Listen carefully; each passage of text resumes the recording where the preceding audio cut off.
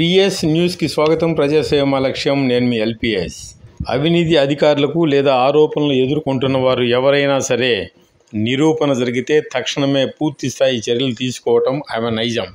జిల్లాలోని పాఠశాలల్లోనూ మరియు కళాశాలల్లోనూ గ్రామాల్లోనూ ఎయిడ్స్పై అవగాహన కోసం ఆంధ్రప్రదేశ్ రాష్ట్ర ఎయిడ్స్ నియంత్రణ సంస్థ పల్నాడు జిల్లాకు కేటాయించిన ఐఈసీ వాహనాన్ని శుక్రవారం పల్నాడు జిల్లా వైద్య మరియు ఆరోగ్య శాఖాధికారి డాక్టర్ బి రవి నర్సరావుపేటలోని డిఎంఎన్హెచ్ఓ కార్యాలయంలో లాంఛనంగా ప్రారంభించారు.